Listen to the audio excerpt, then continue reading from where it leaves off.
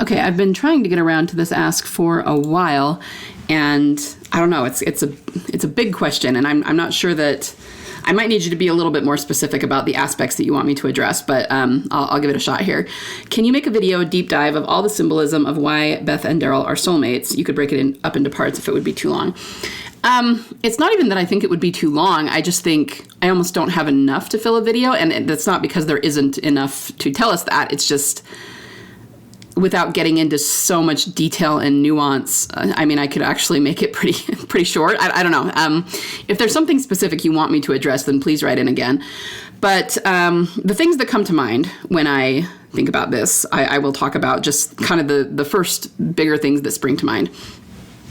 One thing that we've noticed is that for a lot of the couples on the show, the way that they put the romantic dynamic together is that one of the pair in the couple is more pessimistic and more prone to be destructive, especially when things get hard or traumatic.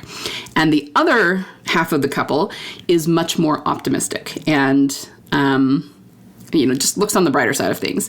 And it works because that just means that the reason they worked so well together as a couple is because they balance one another out. So where do we see this? We see it in Glenn and Maggie. Maggie is clearly the darker and more pessimistic of the two. Glenn was always on the bright side of things. He was the glass half full sort of guy.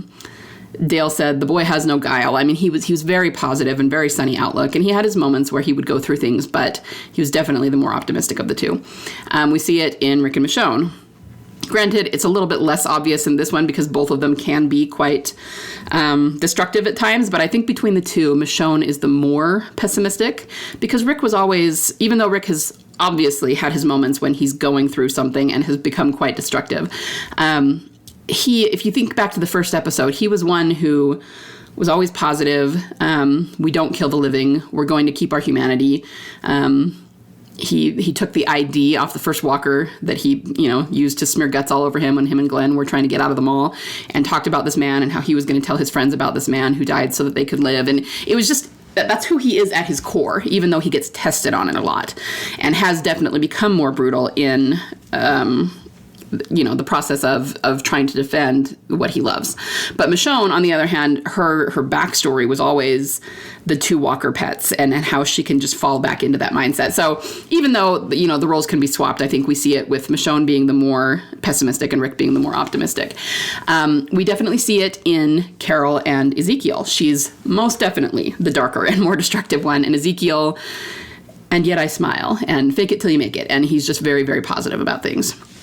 Okay, and of course, we do see it in Beth and Daryl. Daryl, of course, he can be very positive and he's very sweet about things, but when things get hard, he goes into that robotic mode and he isolates himself, and he does tend to be very self-destructive.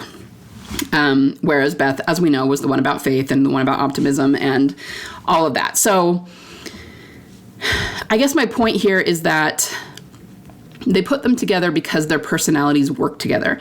And the reason that the show's writers do this, there's a lot of truth in it because these two competing sides balance each other out. When one starts to get too dark, the optimistic side will come in and pull them out of it. And on the flip side, you could go the other way too. If someone's being too optimistic to the point where they're too trusting and need a reality check, then the pessimistic side comes in to give them that reality check. Not necessarily in a bad way. It's just a balance. And you could see it as a yin-yang thing. You could see it as the shadow side versus the light side. I mean, there's a lot of ways that you could go with it. But the writers are definitely playing on that dynamic. So my point is that one reason they belong together is because they balance each other out so well. And you could also say other ways in which they do. Daryl definitely was not a man of faith back in season 4, and we're kind of seeing him move toward that, even in the Daryl Dixon spinoff, but Beth was, and so she definitely taught him and inspired him in a lot of ways. But what I want to say is that this is one of the reasons, maybe the biggest reason logistically, or maybe that's not the right word, emotionally, why Daryl and Carol as a couple, they would make a terrible couple because they're both too dark. They're actually too much alike. And I feel like, I've made this joke before, but I feel like if they were together romantically and the worst kinds of things started to happen, it would turn into a murder-suicide pact or something, because they both have those tendencies to go dark side when things get really hard. And they wouldn't have anything to balance that out. So it just wouldn't work. But Daryl needs Beth to balance him out, and Carol needs Ezekiel to balance her out. So they can be friends, they can be best buddies, but they would not make good romantic partners. So Beth is the opposite of that. She would make a good romantic partner for him because she calls him on his crap, and she also inspires him and all of that. So that's kind of the first thing that I think of when I think about why they are soulmates. The story was crafted, though, in such a way that she was, how do I say this? She was fulfilling things that Daryl didn't even know he wanted. Music is a big one. So I'll get some screenshots so you can see this. I always say that episode 10 is my favorite in season 3, and it is. But there is that scene, which I believe is in episode 11, because 12 is Clear, and it's right before Clear when Rick goes and finds Morgan, where Beth sings in the prison. She sings the Tom Waits song, I think. Now, of course, everyone always zeroes in on the fact that Daryl is watching her. And make no mistake, every time Beth sings, Daryl is watching her. But what I really love about the scene is actually the added element of Merle, because you kind of have to pay attention to what's going on. This is where Merle is there. Daryl came back after he left with Merle, and he brought Merle with him, and the group is having a hard time accepting Merle, but Daryl is trying really hard to get them to accept him. And Merle knows that nobody likes him and doesn't really want him there. And so it's getting dark, and because they don't really have electricity, once it gets dark, it might not be late, but they just don't have a whole lot of light to see by. And so they have, a light in kind of the center area of the prison where they're all congregating, but Merle's not there. Merle is in the, I don't want to say back room. He's in one of the cells, in the back, and it's dark in there. And he doesn't have a TV. He didn't have a phone. He's just hanging out back there by himself in the dark, not doing anything. I mean, it's boring, but it's also kind of sad because he just doesn't feel like part of the group. And when Beth starts singing, he comes out of that cell and watches her, the same as Daryl does. And that's always been so compelling to me. It's always been so sweet. And I'm not at all saying that Merle was in love with Beth or anything like that. No, I think it's more that the Dixon boys did not have music in their lives, at least not this kind of music that Beth creates. Sure, they had probably heard rock songs and rap songs, and, it's not like they've never heard music, but they didn't have this kind of music that's sweet and calming, and hearing this young woman sing, and you know what I mean? I don't think they had anything remotely like that. They don't have a frame of reference for it at all. And so it's like Beth called both the Dixon brothers to her with her music, and I just think it's so sweet. And so I feel like even though Daryl kind of made fun of her for singing, that was him lashing out in a moment where he was angry and dealing with his emotions, and those always come out as anger first. But I also feel like if he didn't feel something one way or the other about her singing, he wouldn't have even said that. Just the fact that he was lashing out at her for it shows that he has some feelings about her music. And then, of course, we know in Alone, he told her to keep singing, and he watched her and all of that. So I just feel like they set it up in such a way that she was giving him things that he didn't even know he needed. He needed somebody of faith, and he needed somebody who was optimistic, and he needed somebody to tell him that things were beautiful. And, he probably wouldn't have said that. He could never have articulated that to anybody, but he still needed it. And that's why he looked at her the way that he did, because she was speaking to things in him that were so deeply buried that he probably didn't admit them to himself, So a lot of it is just the way they set up the story that was compelling to me, and that shows that they're supposed to be soulmates. Of course, there's a lot of the symbolism, and maybe that's what you're looking for, but I would almost need to go back and make a list of all the symbols, because there's a lot. There's mountains and mountains and mountains of it. The other thing I can tell you for right now, it was kind of my reaction to the whole thing. So I know that I've told the story of how I came to love Bethyl on my account, but I haven't done it in a video. So I was watching it, and the first 3 seasons, I was I wouldn't even call me a casual viewer. I was a pretty loyal viewer, but I was just watching the show. I was not online. I was not discussing it. I just liked the show a lot and would tune in every week to watch it. And then season 4 came around, and I really liked that too. I thought it was really great. And when we got to the episode still, I mean, understand that I didn't necessarily ship Beth and Daryl before that. I did not ship them either. I just wasn't really paying very close attention. And I remember my sister, who I was living with at the time, telling me about some of the shipping wars because she had gotten online and was reading about them. And that might have been after Alone. I don't remember exactly. But she had said, well, a lot of people want Daryl and Carol to be together. And I thought about that and I went, yeah, I guess that makes sense. I mean, I can see why people would think that because they've had a lot of interactions. And then she said, well, yeah. And then there was the Daryl-Beth hug at the beginning of the season, and people are seeing that as a foreshadow of them being romantic. And I was like, yeah, you're right. I can see that. But again, I just wasn't thinking that much about it. So then the episode still happened, and I loved it. I thought it was great, and I still didn't think that much about it in terms of whether it was going to happen or not. I just assumed that it would, because when we watched that episode, I was like, oh, it's totally happening.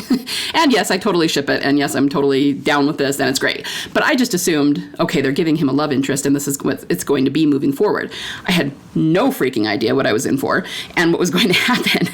And I remember watching Alone and everything that happened, and I was just like sitting there with my mouth hanging open going, did she just get kidnapped?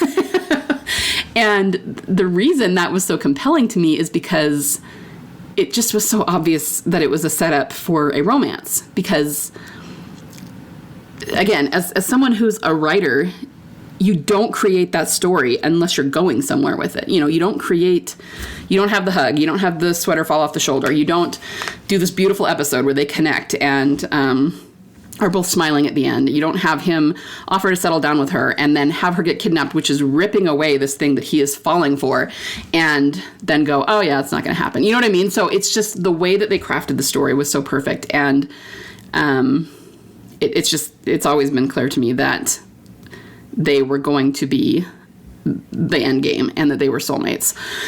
And then, of course, we could point to plenty of other things, like how depressed he was afterward, how he's been in this like loop that he hasn't been able to get out of, all kinds of things. So I don't know if that's exactly what you're talking about, or if you want something that's more like specific symbolism. I don't know. Like I said, if this isn't exactly what you were thinking of, then feel free to write in again, and I'll try to be a little bit more specific. But those are just the things that first come to mind when I think about why Beth and Daryl are soulmates. But I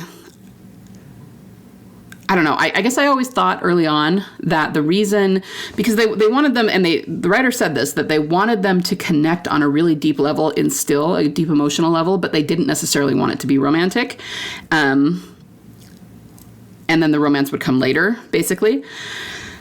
And I always thought that they were doing that simply because, it was it had to do with the fact that it wasn't going to go canon just then. So they didn't want it to just be romance. They wanted to establish the bond outside of the romance, and then the romance could come later. But I also think that, here, you know what? Let's back up a little bit and let me address it this way. I've talked about in other videos this week that they did say that early on they weren't sure if they were going to make Daryl gay or straight. Now, if you kind of follow the progression in the show, you can see where they made certain decisions. So season 1 and 2, they just didn't know which way they were going with him. I've always said that 301 is where it's very obvious that they made that decision. They probably made it during the break between seasons 2 and 3. Because the first thing we see in 301 is him and Carol on top of the bus and her saying, you want to screw around. And so they are acknowledging that, it was a possibility, but they're also shutting it down and saying, nope, that's not the way we're going with it. But obviously, Daryl wouldn't have considered anything like that if he was into guys instead of girls. So they made a decision there about his sexuality, but they also, that's not all they did. They also made a decision about who he was going to be with. And I believe they knew it there in 301, even though they didn't really get to it until season 4, because of the way that scene plays out. First, he is on top of the bus with Carol, and they joke about it, and they jump down, and it's like, okay, so that's not happening. We're going to be best buds. We're not going to be romantic. And the very next thing we see is him staring at Beth while she's singing by the campfire. That's just a very clear indication to me that they already knew that it was going to be him and Beth. And from that point on, they were crafting it that way. So I don't know. That's what I got. That's the answer that I have. And I think that they did a masterful job of it, clearly, because we're all here and we all love it so much and it was so beautiful. I did just think of one other thing, which is something that's talked about a lot, so this won't be news to you, I don't think, but there is the damn romance novel line, and that's been analyzed to high heaven, but the point is, they wouldn't say something like that if it weren't an indication of what the arc is. So he says it about Beth and Zach, but 5 minutes later, Zach dies. So clearly he's not her end-all be-all soulmate. And it's Daryl that says it. And people have talked about how maybe he was a little bit jealous and that's why he was being snarky. That maybe after Zach died, the reason he went and talked to her is because he felt guilty because he didn't like Zach that much and was a little bit snarky with him and then just felt tremendous guilt when he died.